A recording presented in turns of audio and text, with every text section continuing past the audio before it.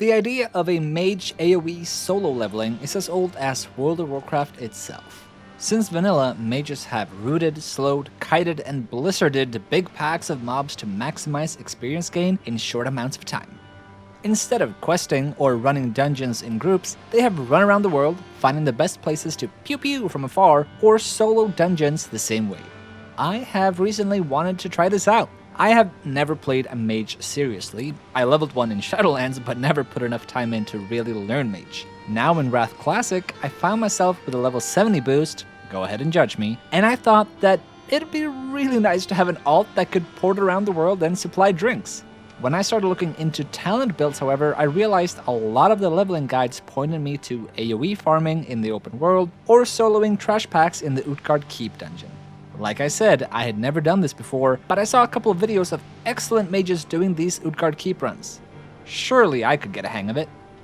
And eventually, I did.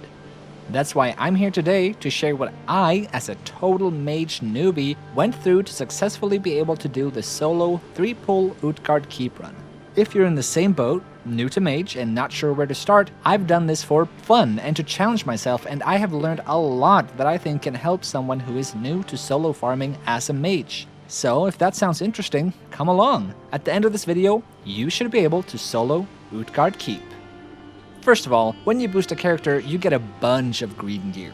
Most of the mages doing these Utgarde Keep pulls were in late TBC gear or at least decent leveling gear. If that's you, you can skip ahead a few minutes, but while I do believe that for a seasoned mage, doing these runs in freshly boosted gear is totally doable, I might even be able to do it now, I realized pretty quickly that I would need some help. Getting just a few pieces of gear to boost your stamina and intellect will be huge while learning how to kite these mobs. It'll give you just a little more survivability, so that you can run a little further before you die. Because, yes, if you're new to this, chances are you're going to die. A lot. What I did was to do the intro quests in Howling Fjord, plus the Utgarde Keep dungeon quests together with a group. It gave me a decent amount of XP and a couple of blue items. Then I went over to Borean Tundra and rode straight to Koldara. I did those quests so that I were able to pick up all the Nexus dungeon quests. I was lucky and did the Nexus twice and managed to get most of the intellect gear that drops there. Note, you have to be level 71 to use these items, so it's beneficial to have done the intro in Howling Fjord and Koldara first so that you can actually equip these items. Great!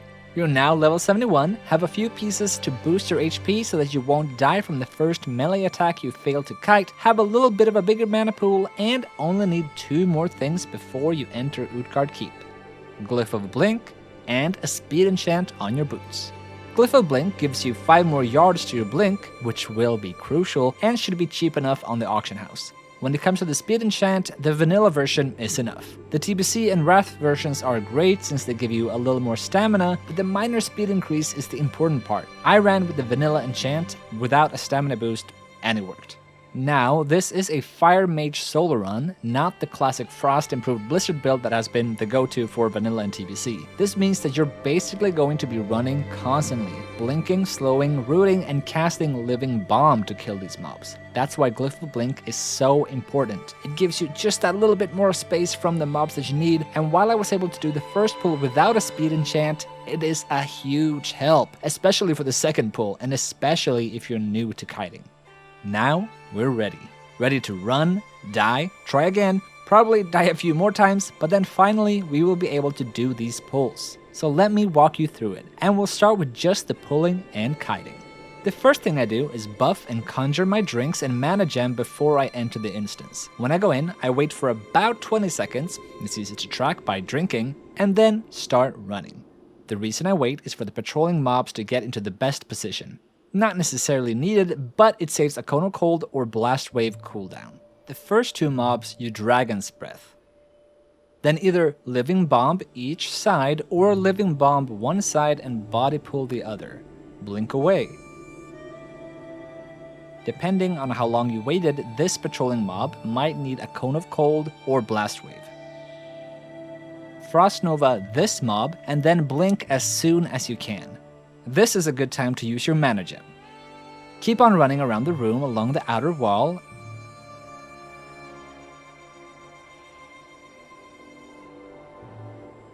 and living bomb these mobs to disable the wall of fire. Again, keep running. Blink when it's up.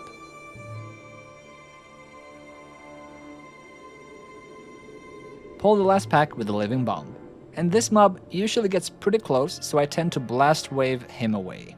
Now you have all the mobs, and you will simply continue to run around the outer walls. You might have some mobs get too close for comfort before your blink is back up, so either blast wave them away or do a jump turn, Cone of Cold, or Dragon's Breath.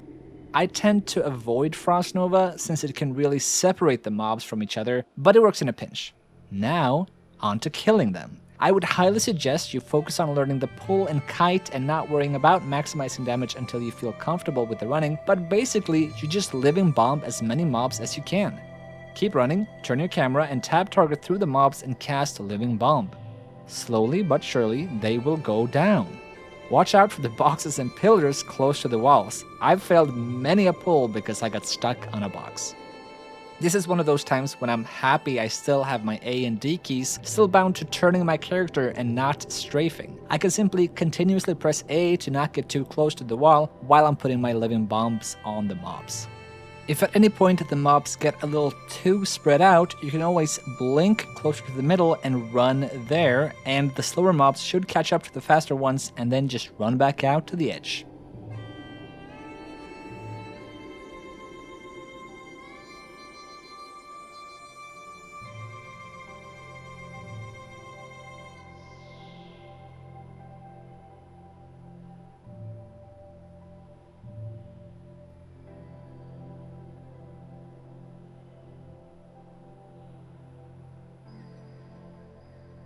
And down they go. Loot and drink before leaving this room. If you enter the next room, you'll trigger a mob spawn that we want to wait on. When you're ready, enter the dragon room. Cast mana shield and then invisibility.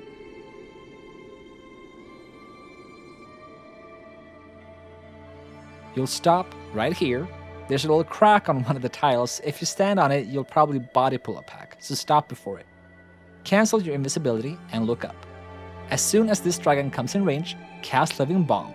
Run and put Living Bomb on this dragon, then this dragon, and finally this dragon. Pop Ice Block. This next part is tricky. Try to watch the dragon's attacks, cancel Ice Block, and blink instantly. Start running. Pull this dragon on the way out and use your mana gem.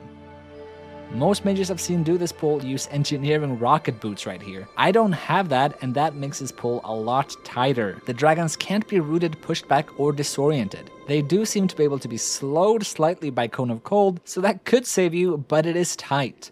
After that, do the same thing as before. Run, cast Living Bomb, blink. You might have to use your mana shield to survive the Vrykul spears that they throw, which will drain your mana instead.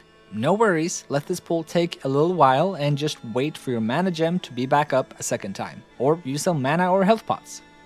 These dragons are fast, so it'll be tight with your blink a couple times, but with the speed enchant on your boots it should be just enough.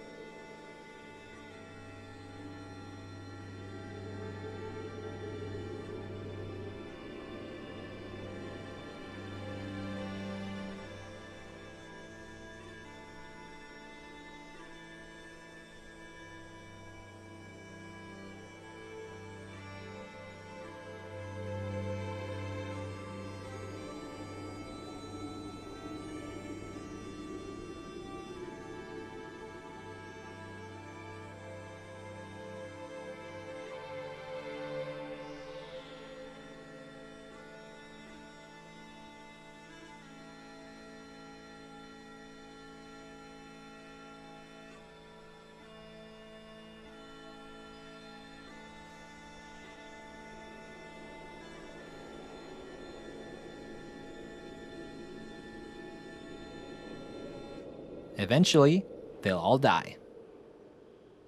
For the last pull, I have tended not to do it, simply because I've been closer to dying a lot more often, and it doesn't quite give enough experience to warrant that stress for me. But I'll still show it to you in case you want to do it and not be done with your 5 instances for the hour before you have to wait. Blink on the side of this pack so that you don't body pull them.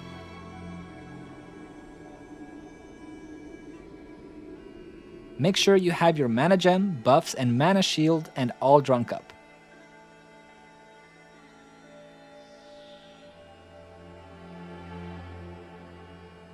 Start with a Pyroblast just for a little extra damage and then start living bombing it up while you run away.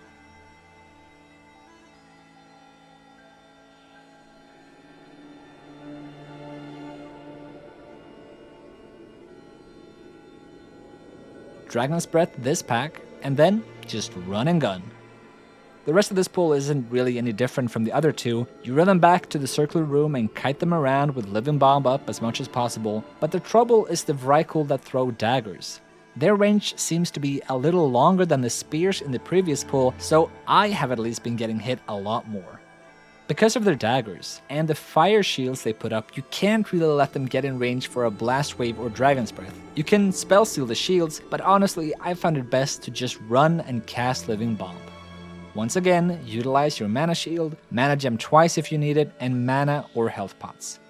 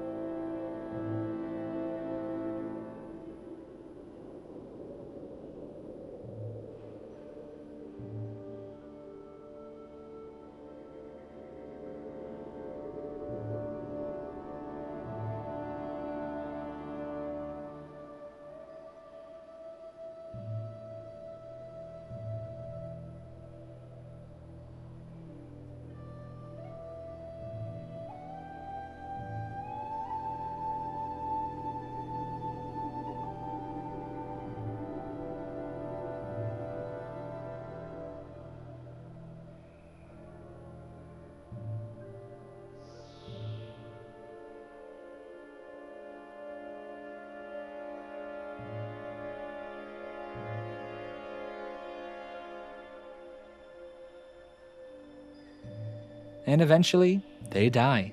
And there you have it, the 3-pull Utgarde Keep run. I've found that it's an extremely efficient way to level all the way to 79. Even at level 78, you get around 90k experience just for the first 2 pulls, which with a 5 instance cap per hour gives you 450,000 experience per hour. And if you have heirlooms, this will be even more lucrative. And if you can do this run while being rested, well, you get the idea. When you hit level 79, however, the fun is over. The mobs are now grey and will give you no experience. Time to head to Storm Peaks or Ice Crown and level the good old-fashioned way to 80. Or join a dungeon spam group. Either way, I hope you learned something, and good luck with soloing Utgarde Keep. Hey, you just watched a Warcraft video with these. Good on you. Until next time, take care.